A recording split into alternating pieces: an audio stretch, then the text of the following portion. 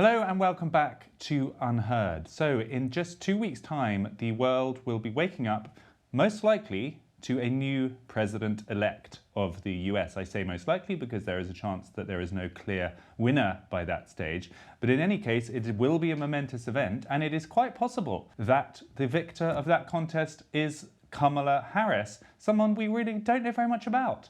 There are kind of two schools as to what we should expect from a potential Harris presidency. Some people say she's actually very sensible and she has abandoned some of the quote-unquote woke excesses of the past few years, and she's coming back to a sort of centrist position. And there are others who say, no, she is in fact an extremist of some kind. She is absolutely deeply believing in all of the DEI agenda, the kind of upending of the normal meritocracy that has been proposed in recent years, and in fact we should be quite fearful of a Kamala Harris presidency. Joining us to discuss this is none other than the famous economist, author and academic Glenn Loury, who has been having some quite heated discussions with his podcast co-host John McWhorter as to what the merits of a Trump versus Harris future might look like, and whether or not Kamala herself is a DEI candidate. Welcome to the show, Glenn. Thank you, Freddie. Good to be with you. This episode is sponsored by Looming. Looming is the world's first handheld metabolic coach. It's a device that measures your metabolism through your breath. And on the app, it lets you know if you're burning fat or carbs and gives you tailored guidance to improve your nutrition, workout, sleep, and even stress management. All you have to do is breathe into your Lumen first thing in the morning and you'll know what's going on with your metabolism. Lumen will tell you if you're burning mostly fat or carbs. Then Lumen gives you a personalized nutrition plan for that day based on your measurements. You can also breathe into it before and after workouts and meals, so you know exactly what's going on in your body in real time, and Lumen will give you tips to keep you on top of your health game. It can also track your cycle as well as the onset of menopause and adjust your recommendations to keep your metabolism healthy throughout the hormonal shifts, so you can keep up your energy and starve off cravings. So if you want to take the next step in improving your health, go to lumen.me/unheard to get 15% off your Lumen. That is lumen.me/unheard for 15% off your purchase.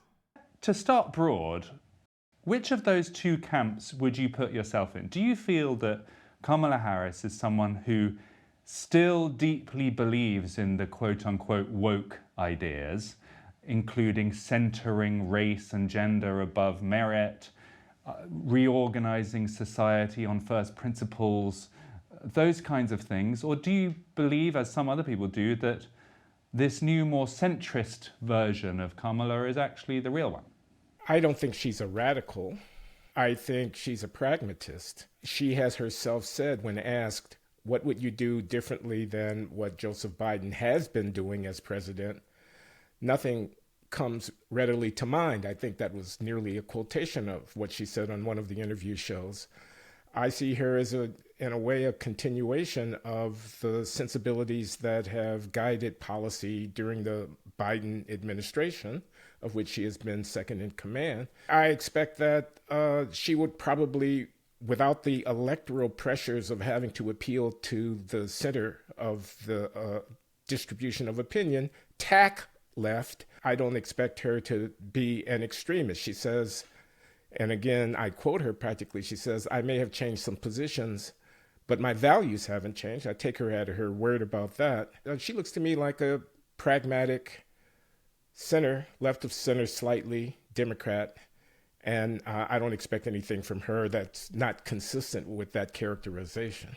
Although she has been vice president during some of the most extreme years in the nation's history, you could make that case. I mean, 2020, 2021, 2022, these were years when you yourself were speaking out against some very strange ideas about race, about gender, about white guilt, about how we should be, reorganizing positions of influence along identity grounds. It all got the phrase is woke, and I don't like to overuse it, but those ideas got a huge amount of traction under a Harris vice presidency. And during those years, she was into them. She was talking very enthusiastically about that, and she maybe talks less overtly now about that. Do you feel that she's a true woke believer? I think I'm agreeing with you without using the same language. A true woke believer, that's probably an accurate description, although it's a description of a lot of people in the Democratic Party, including the President of the United States, Joseph Robinette Biden. That's who she is. She is a mainstream Democrat. She and Nancy Pelosi, there's not a whole lot of difference between them on most of the kind of issues. Do I expect her to defend transgender people against the cultural backlash which some of their excesses have engendered? Yes, I do. Do I expect her to try to find ways around the Supreme Court when they stand between her and the diversity initiatives that she wants to undertake? Yeah, I expect that. Do I think that she's going to pander to various constituencies of color with one or another tease or endorsement of some of their favorite policies? I do expect that. And if you want to call it woke extremism, I'm fine with those words. I'm just saying she's not out of step with her party in promoting these kinds of initiatives. When she made that convention speech, now just a few weeks ago, it felt, at least to those of us who are watching from afar, that there was something surprising about it. She didn't mention race once. She didn't mention gender once. She did not refer to her own possibility as the first female president even as something noteworthy. It was refreshingly substantive. And yet, now a few weeks later, we hear about this new policy push to appeal to black men, which frankly I found depressing, and I'm keen to hear what you thought. I mean, as well as providing federal money specifically to black men that would not therefore be available to people of a different gender or color, it also talked about legalizing recreational marijuana, creating opportunities for black Americans to succeed in the new industry of legal marijuana, which frankly sounded patronizing and sounded almost... It was patronizing. I agree 100%. It was patronizing. And by the way, I don't think the Supreme Court will allow federal policy that designates benefits specifically coordinated to go to people by their race. I think that's inconsistent with the 14th Amendment, obviously so, and I think the court would strike it down. And if I'm not mistaken, I think she's walked that back, her campaign, a little bit by saying it would not be defined in terms of race, but the benefits from the program would disproportionately accrue to black men. There are two things here. One is, what does one think about the legalization of marijuana? And that's a debate going on in the States, and progressively the legalization people have been prevailing. There's a referendum in Florida that I think bears watching this cycle. And then the other thing is using that as a way of appealing to black men, which is patronizing, patently so, I would say. Black men have a particular interest in marijuana. Black men have a particular interest in making a business career out of the marketing of marijuana. Perhaps the demography of marijuana users tilts slightly in that direction, but the idea that you'd appeal to that part of the electorate with that kind of argument is, I think, patronizing. And I can't help but recall Donald Harris, Professor Donald Harris, her father, as I've read in the press, being very annoyed, he and his family, with her reference to someone asked her about marijuana, and she said, "I'm Jamaican, what? You know, I'm half Jamaican, what?" And the family were offended that her characterization of the cultural legacy that she inherits from her father would include marijuana smoking as a kind of stereotype of what the Jamaican, ganja-loving people are all about. So, I can understand why they were offended, and mildly, I'm offended. It seems so brazen, and at a time where a lot of people have been feeling, including myself, I would confess, that some of these ideas have been sort of ebbing out. The tide has been going out on some of these ideas as politicians really seem to kind of realize that it was bad politics, that they weren't going to win with this kind of identity-led politics. And then suddenly, halfway through the campaign, she drops, "Hey, black guys, vote for me because I'm pro-marijuana," and you just sink back into your chair and you think, maybe it's all going to come back. It's not going to come back, in my opinion. I'm not a defender of Kamala Harris, not at all. I think you're right to say that the tide is ebbing out on woke anti-racist sensibility. I think what you said about her convention speech is evidence of that. She wants to win this election. She downplayed the identity card, even though it's there in her back pocket. I think those are facts about American politics. I think the Black Lives Matter movement lies in ruin as we speak, both in terms of its reputation and its political effect. I think the DEI mania that had consumed corporate America and higher education and left of center politics is ebbing. It's never going to go completely away. No talk about reparations to blacks for slavery from the Kamala Harris campaign, and with good reason. They know that that is a disaster and is an invitation to Trump to ratchet up his attacks.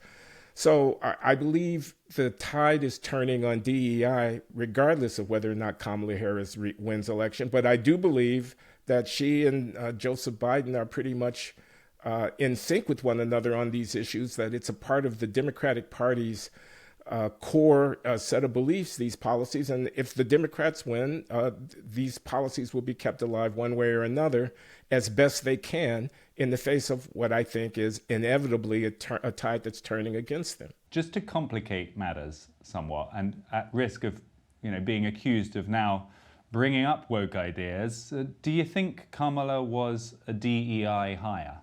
I think when the president of the United States said during the campaign of 2020 that as he was running for the nomination, that he would select a woman and then a black woman as his vice president, that was quintessential DEI thinking.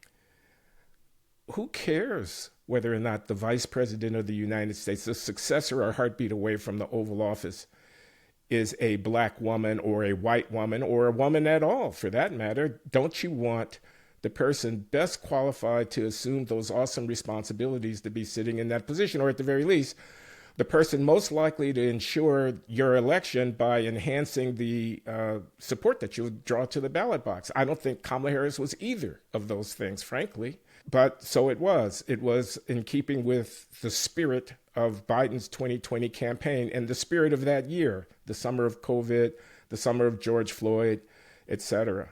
So technically, sure, she was a DEI appointment almost by definition. Do I think she's a DEI candidate for president in 2024? I wouldn't have put it that way, but I can see that someone might. She was selected not by voters during a primary process, but because she was the natural heir apparent as vice president. And I think because the party would have had a very hard time holding its base, the black vote, if they had failed to allow the person who was the natural successor, a black woman, to succeed Biden when it was decided that he was no longer a fit candidate.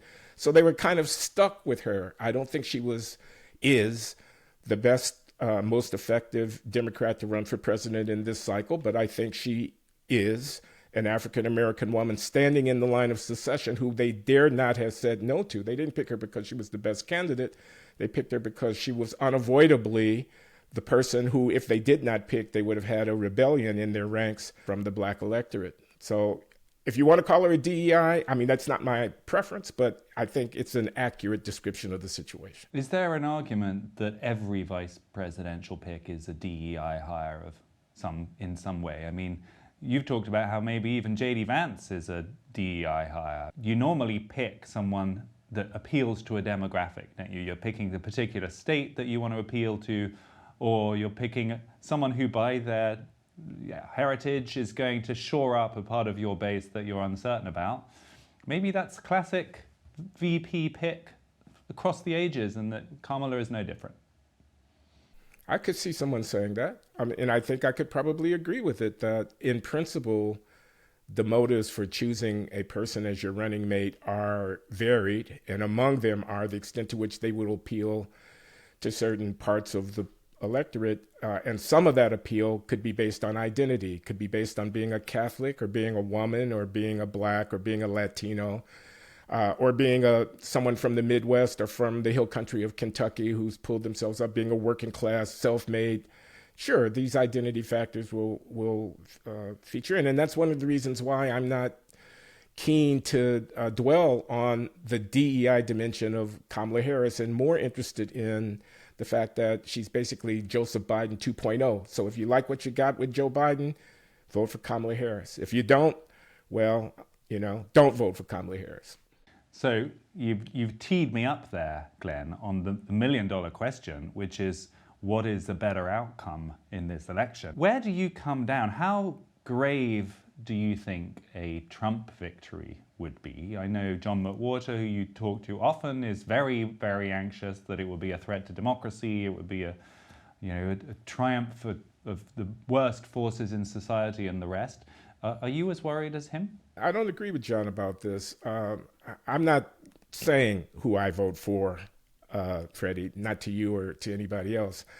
I am not going to vote for Kamala Harris, I can tell you that much. But there are alternatives on the ballot, and there's also the option of opting out. So I said in 2020, when the same kind of question arose, I said, I'm voting for the Democrat, of course, with a wink. And my point was, if I were going to support Trump, I would never tell you. Do you think I want the first line of my obituary, should it ever come, in the New York Times to be Glenn Loury, Black economist and Trump supporter, etc.? The answer is no, I don't want that to be the first line of my obituary. In the precincts that I inhabit, Trump support is a rarity and it is a burden.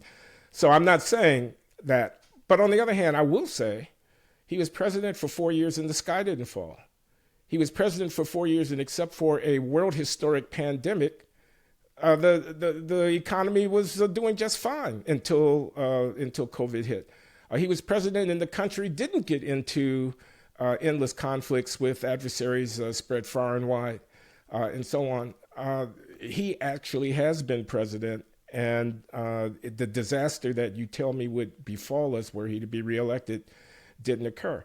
The other thing is, half the country supports him. Why do you think that is? That's an indication of, A, his acceptability to a good deal of our compatriots, but B, of the weakness of the other side. I'm not supposed to notice that? So to think that you can disqualify him with a characterological argument, as my friend and colleague John McWhorter attempts to do, oh, he's nuts, oh, he's crazy, oh, he's venal, oh, he's a bad man, oh, he's stupid, oh, he's a fraud, oh, he's a whatever. Those are Democratic Party talking points. They don't address where the union vote is going. They don't address where the working class vote. Why is it that non-college educated whites are supporting him in such numbers? They don't address why blacks, including black men, but not limited to them, are showing a good deal more favor to Trump in 2024 than they did in 2020, than they did in 2016, and what's going on in the country. Trump is a legitimate voice of an extremely important element of American political life. And I think that just has to be taken on board. The world will come to an end if Trump wins the election? I don't think so. So maybe I could ask you to answer that very question then, which is why? You say those critics don't answer the question why people are supporting him in such number, including African Americans, not a majority, but a much more significant minority than was ever true before, and the trend is upwards. Why is he so successful with those parts of society? I don't know, to be honest with you. I'm not going to pretend to an expertise that I don't possess. I can speculate. He is an appealing personality to some of them. He's entertaining. He's an everyman, although of course he's not. I mean, I know he's not, but he comes off that way. That's one thing I think. This is anecdotal, but it's apt. His recent stunt of spending a few hours in a McDonald's concession and handing out French fries to people as he was a part of the working crew in the McDonald's was pure Trump. I think the fact that he was nearly killed and that he stood up with his fist balled up and fight, kind of thing, with the blood streaming down the side of his face. Only a New York Times editorialist would fail to see that was a heroic moment in American political history. Heroic. It was simply, straight up, descriptively so. It was heroic. That the mandarins who control the legitimate discourse in the mainstream media in this country refuse to acknowledge the depth and importance of Trump's appeal to the American people is part of the reason why I think many are almost in a reactive way attracted to him because those pointy-headed know-it-alls in New York and Washington and San Francisco think they can tell me who to vote for and what's going on in the world. I've got eyes. I can see what's going on in the world. Trump ain't all that bad, according to that way of thinking. So I think that's part of it. I mean, I remember seeing on television when Trump was indicted and booked and arraigned in Fulton County, Georgia, for one of the election interference cases, a black man with a sign on saying, and excuse me, I don't know if I can say this on your program, so edit me out if I can't, for Trump. And when asked by the reporter, what are you saying? He said, anybody who knows the inside, I paraphrase, of the Fulton County lockup is a friend of mine. Meaning that level of appeal of Trump as an object of official obloquy resonated in a positive way with this particular voter, because he says they're out for him. The same people that are out for them are out for him, are out for me, kind of thinking. Now, don't get me wrong. I'm not endorsing that position. I'm simply reporting that a lot of people are reacting to the official line on Trump with a go screw yourself.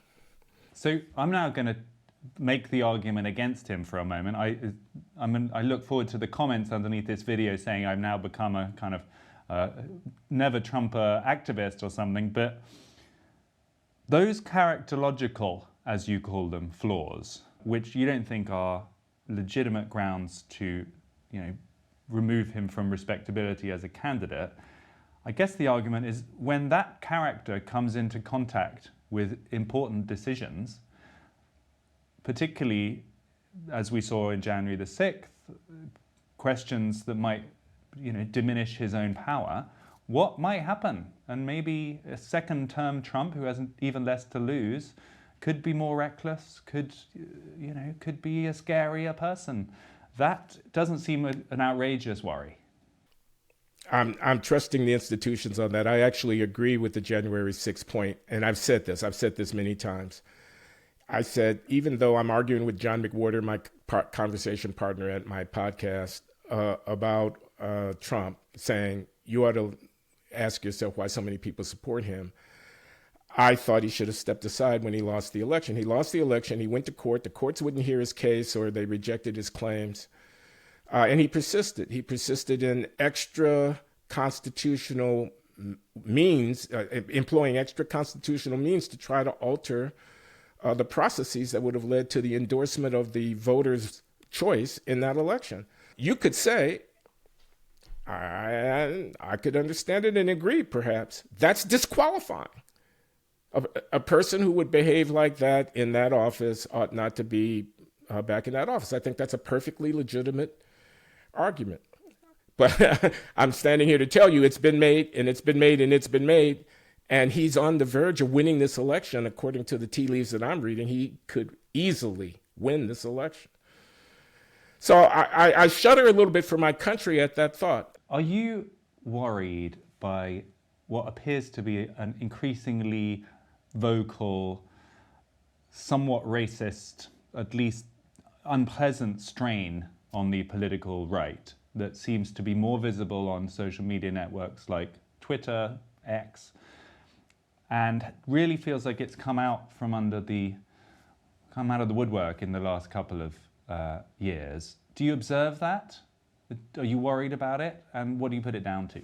I do observe it at a distance. It's not a part of the social media world that I follow or belong to. But yeah, I have observed inklings of it. It is disconcerting, and it's also predictable. I thought the summer of 2020 was a disaster for my country. I thought the defund the cops, anti-whiteness in some of the rhetoric would undoubtedly draw backlash. And I'm not saying white racism is due to mainly or even primarily or even significantly to a reaction against African-American self-assertion. But I am saying I think the woke anti-racism stuff went too far, and it was bound to engender a backlash. But the other thing I'll say is I think Trump plays to it. I told my students in class the other day that so Trump is now complaining that Haitian immigrants are eating people's pets in Springfield, Ohio.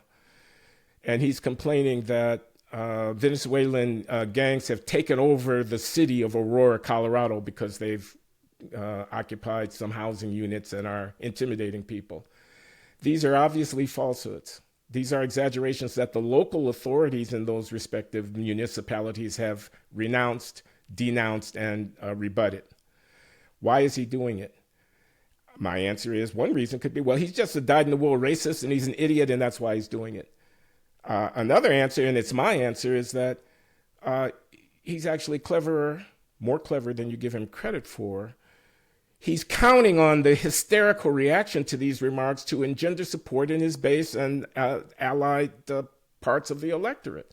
He's counting on people who hate the politically correct, woke, anti-racist rhetoric of being ginned up by your reaction to his outrageous remarks.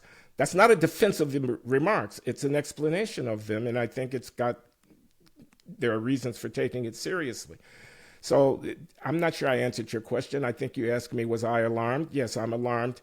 Does it surprise me? No, it doesn't. Have I noticed it? Yes, I have noticed it. Is Trump ginning it up? Yeah, I think he's ginning it up as a part of his electoral strategy. And if he wins, what do you think we're in for then? Is it 4 years of this? It's back to the kind of hysterical culture wars of those times. It's liberals kind of taking the fight. It's not my president marches every Saturday morning in Manhattan. And meanwhile, it's this increasingly outspoken, somewhat unpleasant kind of counter-reaction.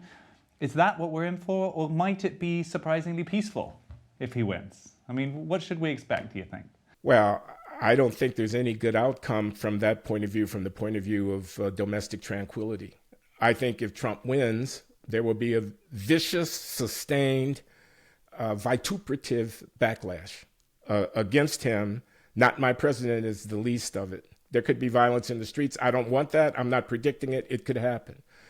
Certainly, there will be a lot of resistance to, as we saw in 2016, 2017, to the reality of him ascending to the chief executive office. If he loses, especially if it's close, as it looks certain to be a close election, and he loses, we might well see a repeat, although he's not in office, of the post-2020 conduct by President Trump, in which he calls his troops, so to speak, to arms against, they stole that election from me. What went on in Wisconsin, what went on in Pennsylvania, what went on in Georgia, what went on in Arizona, kind of thing. And not just the litigation in the courts, which could keep us from knowing who's the victor of the election for weeks after the balloting has ceased, but also in the streets, where his supporters might feel emboldened to act out in ways that we tend to associate more with the radical left of late, but that is January 6, 2021 gives some idea of what could happen coming from the right. So I'm bracing myself for the post-election outcome, regardless of who wins. So I just actually returned from the US in New York and Nashville, Tennessee, and I guess my impression must have been wrong then, because I felt that there was almost a equanimity, a sense of acceptance among liberals as well, that it was kind of likely that Trump might win, and they didn't have the energy. They weren't going to relitigate all of the fights of 2016. They can't face it for them and their family. They're just going to sort of hold their breath for 4 years and try and tune out of politics. Am I living in a fantasy world to think that might happen? I think it's the less likely outcome, and more likely is conflict, sustained conflict. I think you could put that on both sides. You could say acceptance by the losing side would lead to a much calmer transition. But, Trump could be magnanimous in victory. He could come out giving speeches like all that stuff about getting even with my enemies. I didn't really mean that. That was just campaign talk. I want to move the country forward. I have 4 years. Let's get busy. Likewise, if Kamala Harris were to win, he could say, unlike the previous round, I'm going to let this go. I'm not happy about it, But I appeal to my people to let's organize, let's try to get control of the Congress, let's get ready for 2028. J.D. Vance is a good man, that kind of thing. Those could be the outcomes, and were they to be the outcomes, a kind of magnanimity from the losing side, a kind of effort to bring the country together, that would be just great. But I'm not betting my life on that. Final question for you, Glenn, before I let you carry on with your day. What are you betting on? What do you think is going to happen? I think Trump's going to win. I think he's going to win a close election. I think the polls, again, I'm not an expert. People take this with a grain of salt. I think the polls invariably undercount Trump's support because some of his voters are shy voters. If I were a Trump voter, I would be a shy voter. Remember, I'm not telling you who I'm supporting because I don't want that obituary in the New York Times to read like I said it would read.